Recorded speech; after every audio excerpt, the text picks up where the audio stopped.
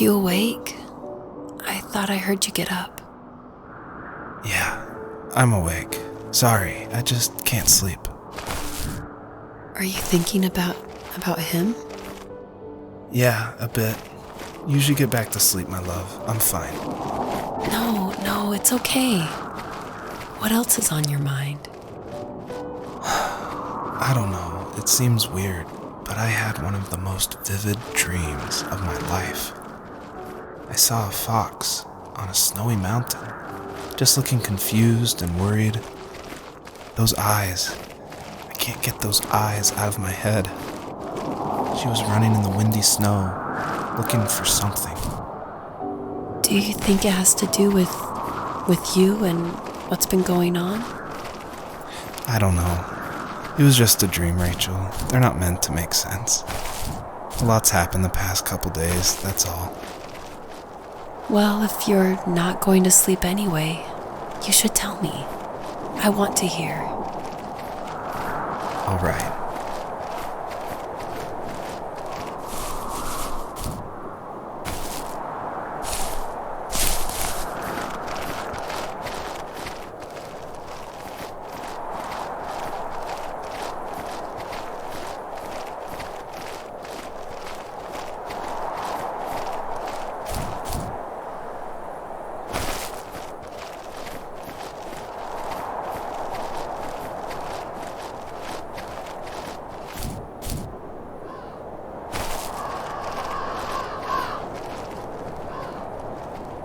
So, not far from her home, she followed that path to something unexpected.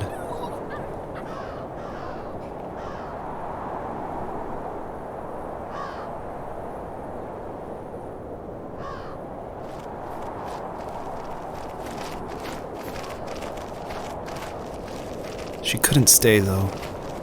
She had to find her other 2 children. So she took that path. She followed it towards something ancient. Something with answers.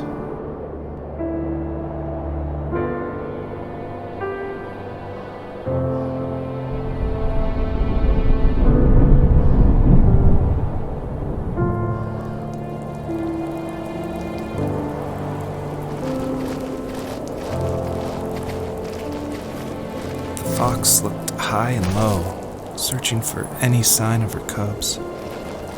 Points of light showed the way to this ancient tree. It was as if each one had a story to tell, all their own. The land was trying to tell my story, too. I felt like I was right behind her the whole time.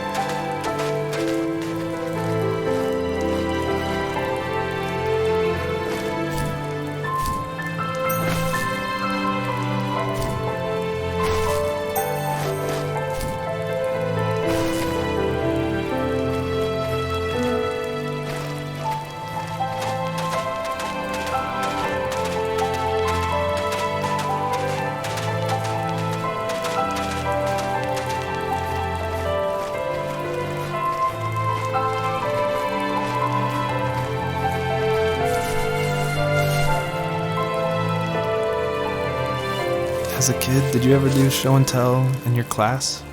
Yeah, I think I only did it once, when I was in the 4th grade. You know how my life was around then. I wanted to show my class what helped pass the time and distracted me, so I brought a dozen paper cranes I had made. I think I told everyone how badly I wanted to be a bird and fly, embarrassingly enough. Don't be embarrassed. Every kid wants to fly. For me, it was another toy from my dad, a wooden boat. I remember guarding it so carefully in my hands as I walked into class. When I sat down, a group of boys immediately made fun of it. They asked which trash can I found it in, or why an ugly log was my favorite toy. When I got up, I didn't even want to tell them my dad had carved it. I said it was a joke gift my friends had given me. Kids can be so cruel. Some of them are. I shouldn't have let them get to me, but it did. It's amazing we bounced back at all.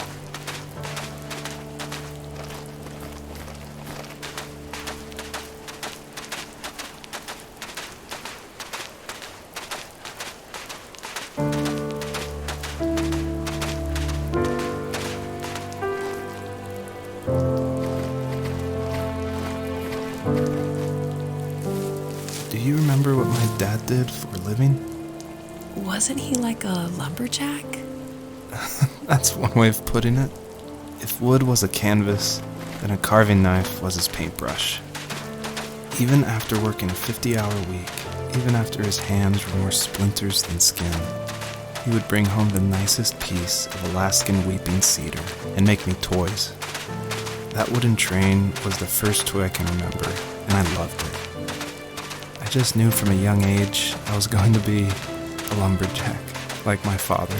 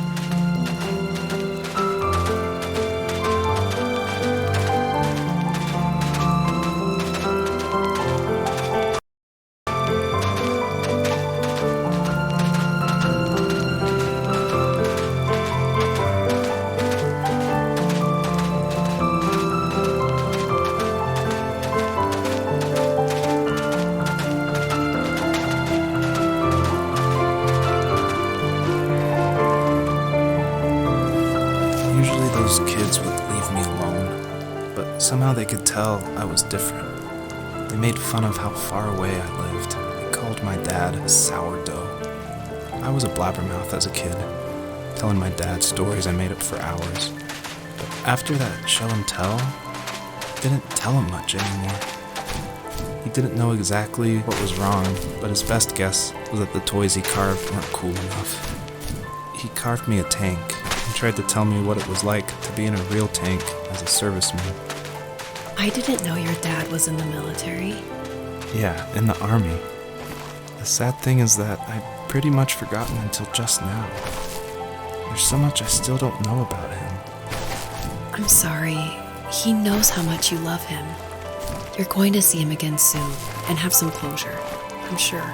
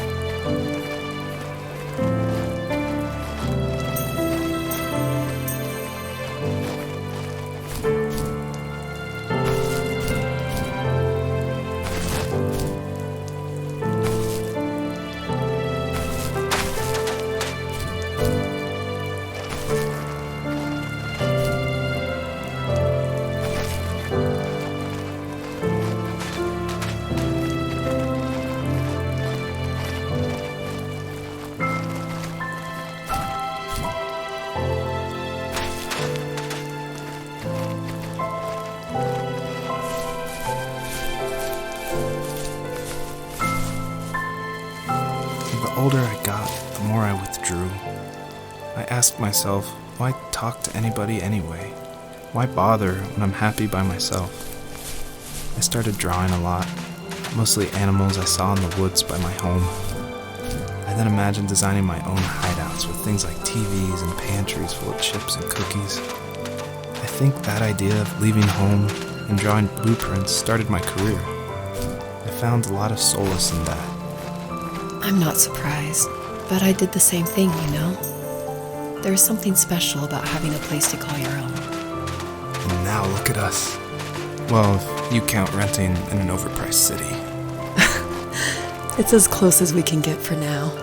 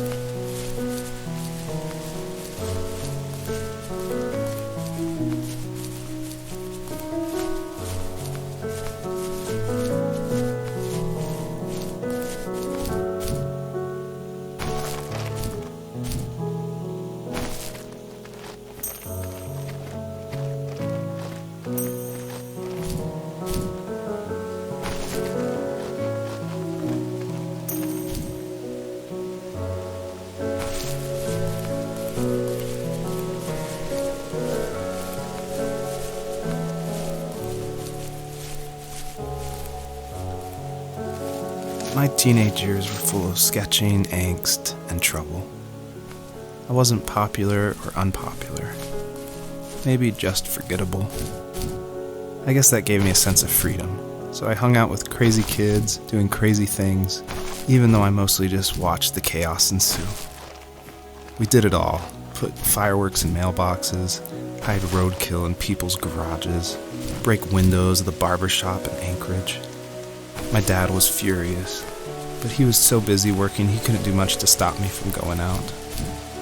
I think being an adult means there's no one to stop you making hard decisions. He had to make a living, and he couldn't be in two places at once. Yeah, I realize that now.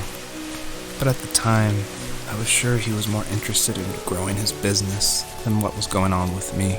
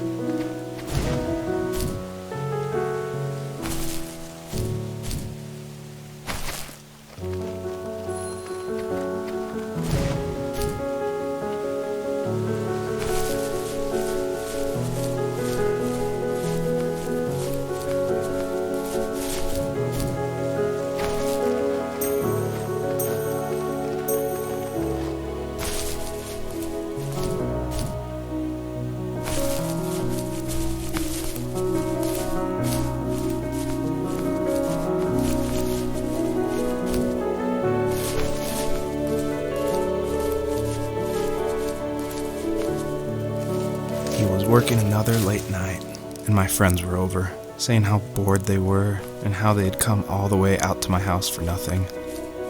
One of them mentioned how that old, ugly beyond belief truck was still in the garage, and how we should take it for a spin. I was only 15, so I kind of fought it for a while. The next thing I knew, we were careening around the mountain path, rocks spitting onto the sides of the cliff, while my dad's cringeworthy bluegrass blared out the speakers. I drove while my friends were in the back of that yellow and purple truck, throwing beer bottles and trash at anything remotely interesting. Felt like I was soaring in the air with borrowed wings. But all good things have endings. A cop outside of Eagle River pulled us over after he saw us in a bottle rocket into someone's yard. What followed was a long night of talking to disappointed adults and feeling smaller than ever.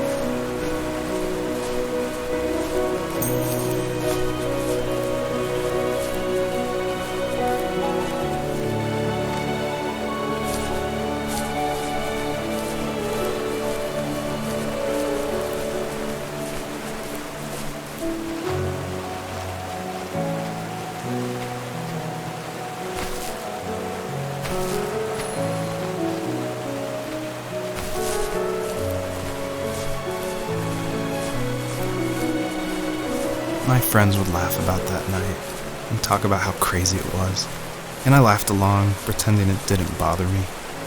But it did. I imagined my friends growing old in the bush, unable to find that thrill in those godforsaken ice fields. It's like those mountains were a literal wall, keeping me from leaving, where all I would have to look forward to are lumber yards and evening beers. I had to climb over. That was my only goal for a long time.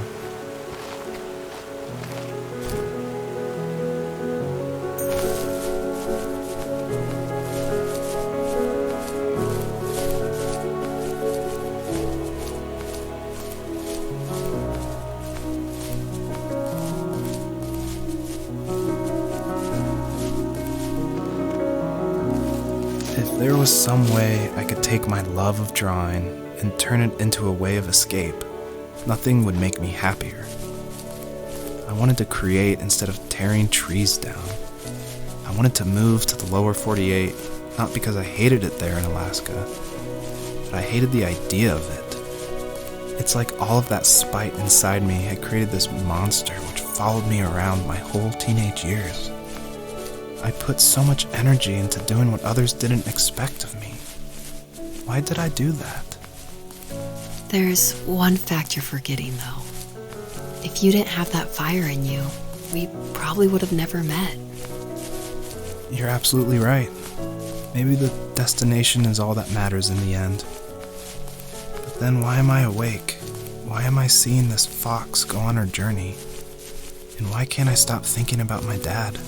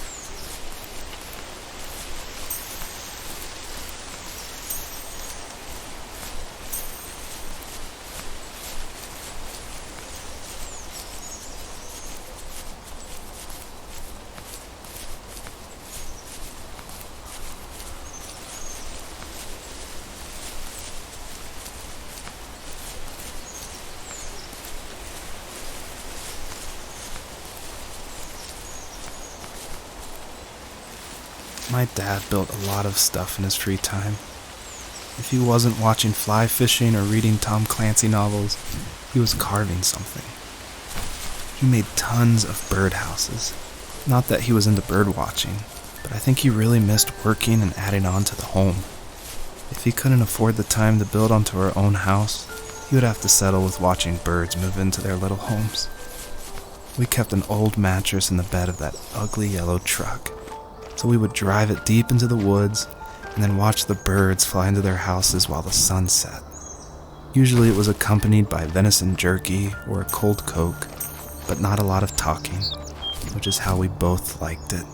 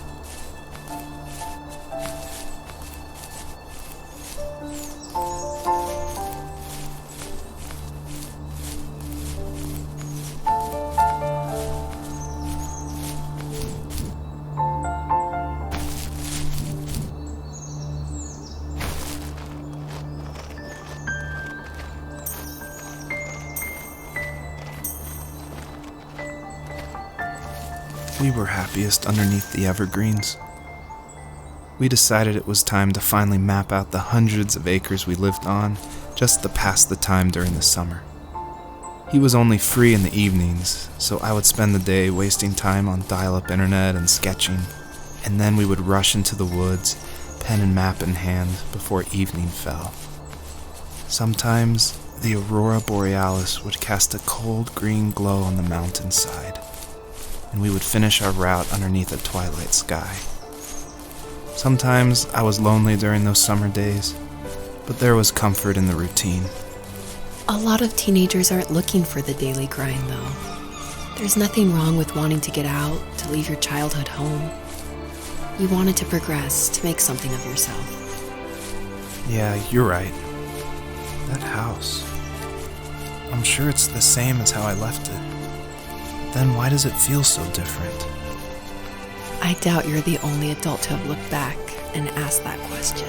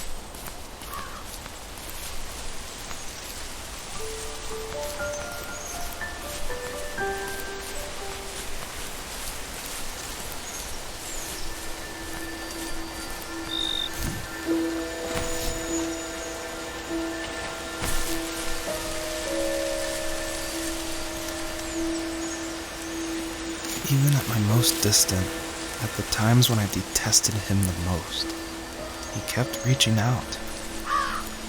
For a year straight, he asked me every week when we were going camping. I thought he was just dense. Eventually, to shut him up, I agreed. We carried out the worn lawn chairs from the garage and set up a cinder block campfire at the site we'd always used behind the house.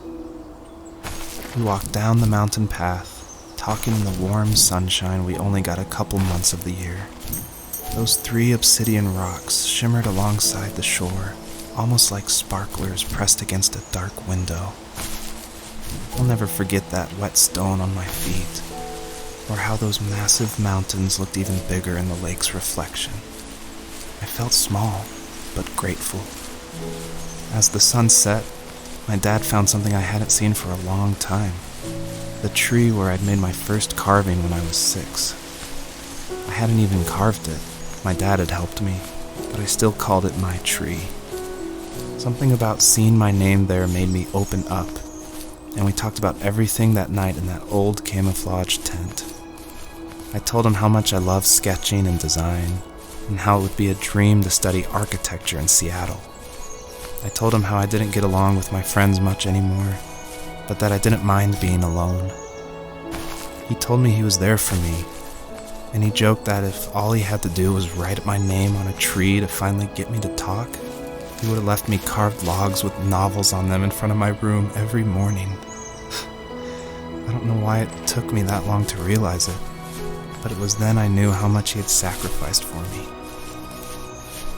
On our property, there were old abandoned pieces of a shed and car long left unused. I used to ask him all the time who those people were that left all this junk, and I'm sure he got so tired of hearing it that he made up some elaborate stories how a brown bear ate them and haunted the woods afterwards. What's funny is I think it made those people seem more real, growing up thinking they were still hanging out like they couldn't say goodbye. I used to tell my friends how I could swear I saw spirits move near the water, and that always freaked them out. I guess it didn't bother me, because the way I saw it, they were normal people with old cars and sheds, just trying to figure out how to survive and be happy in the middle of nowhere.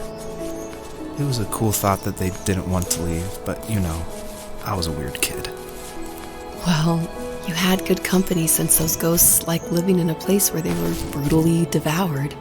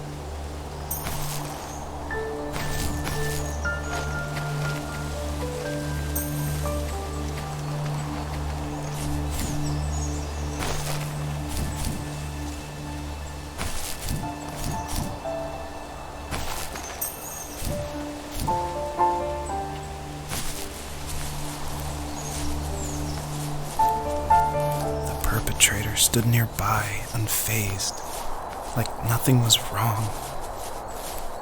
My dad is dead, and he's never coming back, Rachel. I can tell you these stories, but I can never reminisce with him again. He can never hold a grandchild that we'll probably never be able to have. I can never talk to him again, and I'll never be able to say I'm sorry for everything.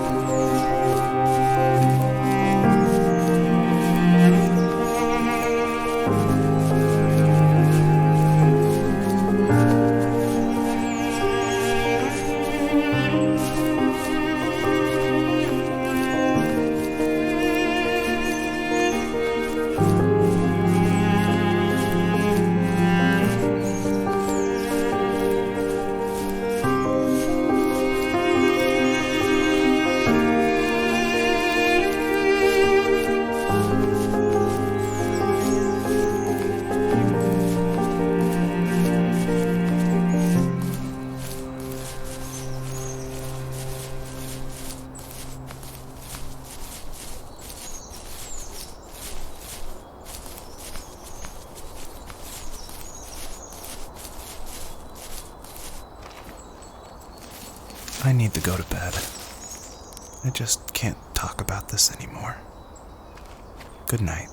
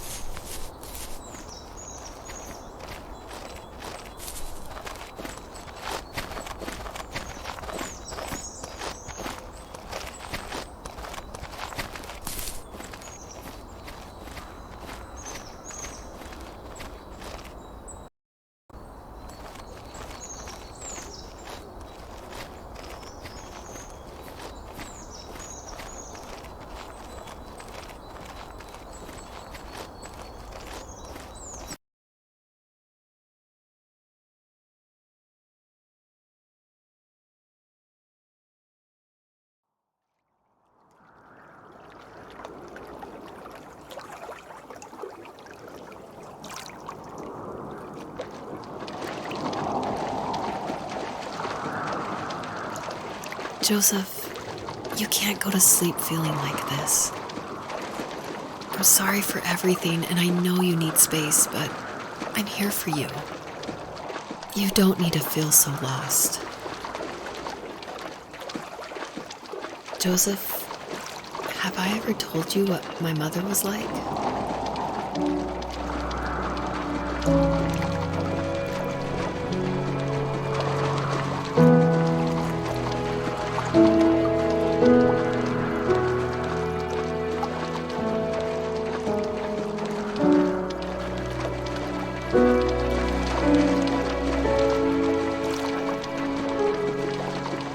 You know what it's like not to have a mom at home. And you know how hard that made my childhood.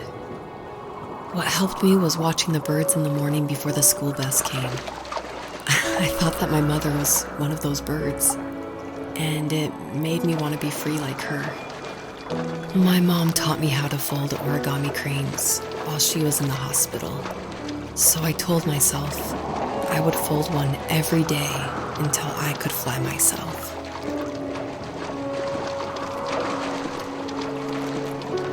I think we both have always loved animals, and for me that love started with a dog. Sometimes this Rottweiler would come up to our property line and wait at the fence for me, but only once in a while. I was sure to check every day immediately after school, and it usually ended in disappointment. I would even steal money from my passed-out dad just so I could buy these off-brand dog biscuits. Even when she did stop by, she never went beyond the fence. Why was she so scared? I think my dad was the opposite of your dad in almost every way, except he was in the military as well. He coped with alcohol of every kind. The trailer started falling apart, he got angry, and I withdrew. More and more I became the weird, quiet kid who made lots of origami birds and carried dog biscuits around. I think we were pretty similar when it came to being the weird kids. And that same sincerity in college was one of the reasons I was so drawn to you.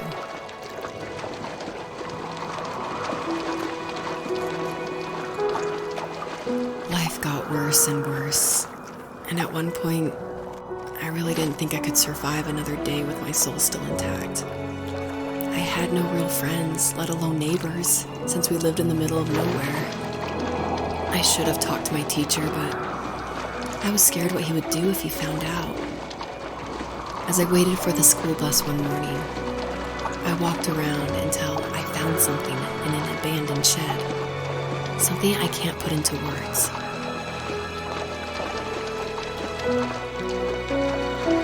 I summoned courage I didn't know I had, and I broke into my dad's room and found the key to the shed where he had locked my bike. I'll never forget that feeling. The wind rushing by my ears as the sun rose over fields of wheat. I was flying for the first time. I biked as far as my legs could take me until I found a house that felt friendly, and that felt like home. Those strangers helped me in so many ways. And if it wasn't for them, I wouldn't have found my foster family. And if it wasn't for my parents, I wouldn't have met you.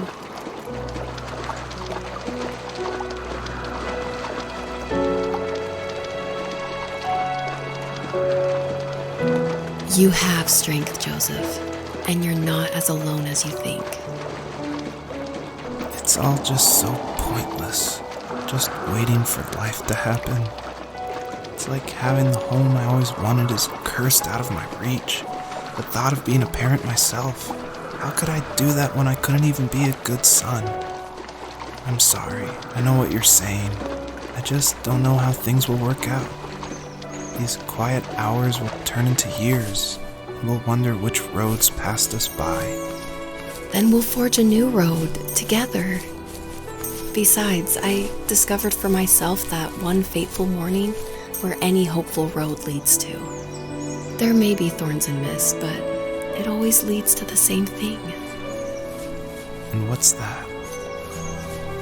Family. I'm so glad that you're part of my family, Rachel. And I'm glad you're part of mine.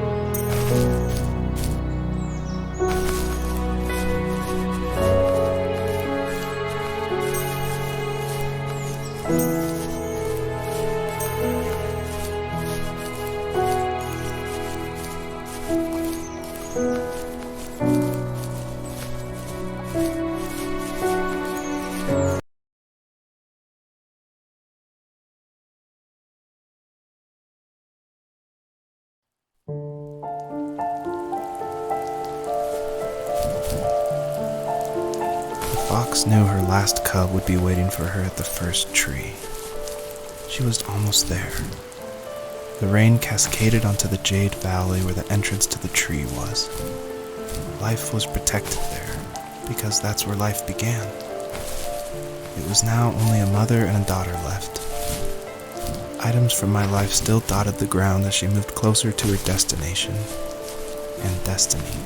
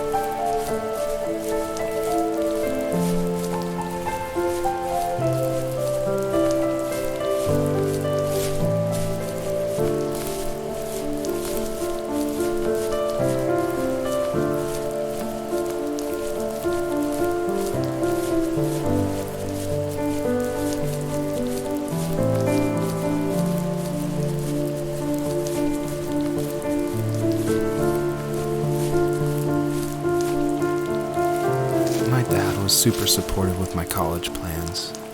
To a point. Things were okay until this terrible accident happened. I guess a forklift flipped over due to a bad axle, and it crushed one of the workers there.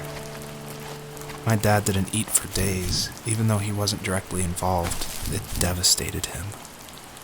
Not only did it hurt the business, but it just freaked him out. He would talk in his sleep, muttering things about firing people and saying sorry. One fateful day he approached me, said that since my school search wasn't going well, I should finally be a man and take over the family business. He said one day he was going to die, and that all of his work, sacrifice, and even that man's life would be wasted in vain.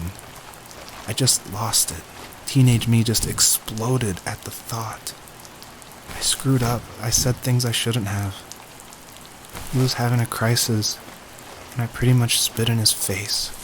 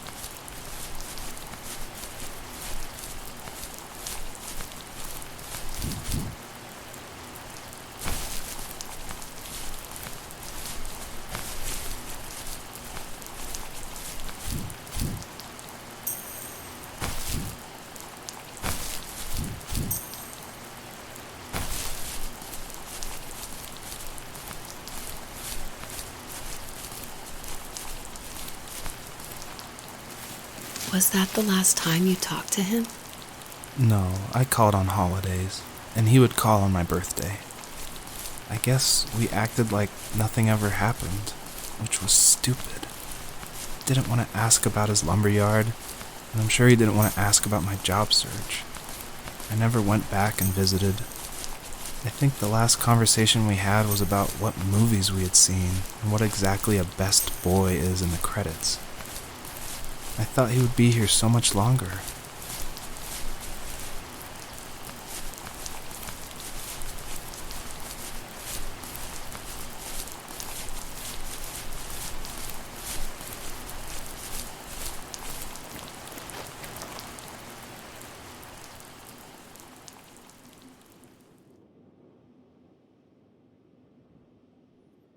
In the distance, the first tree illuminated the wasteland. She couldn't go home anymore. She did the only thing she was capable of: moving forward. My dad died alone in the middle of the wilderness. I should have been talking to him more.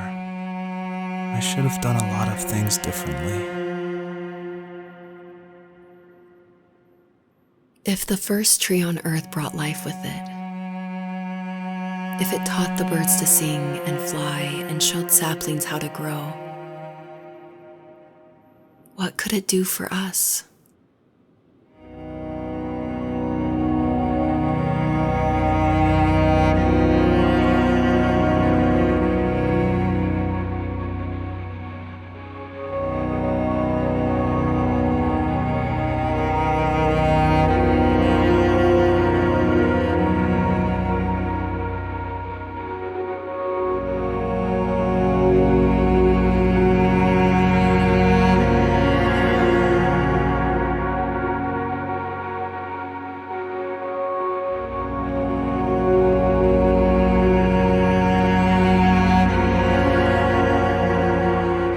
There was a letter I received yesterday from a name I didn't recognize, with a quote I can't stop thinking about.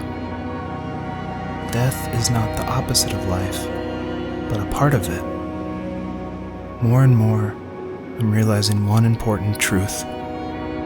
Each of us have our own journey to the first tree, but sometimes I'm not sure I'm ready to take that first step. You already have my love.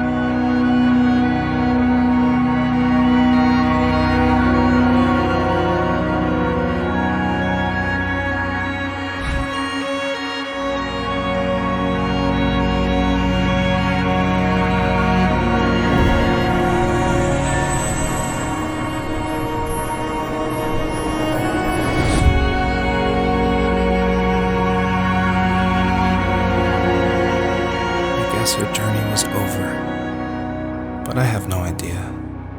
It was only a dream, a distraction from tomorrow. I don't think dreams normally bring back to memory so many important feelings.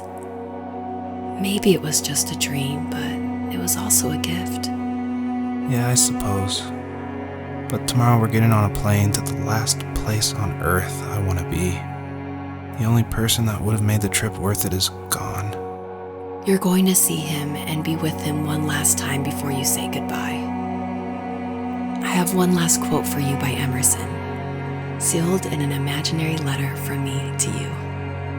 It is the secret of the world that all things subsist and do not die, but only retire a little from sight and afterward return again. Go to sleep, my love. We have a big day tomorrow, but I'll be there with you every step of the way. Thank you. Thanks for listening.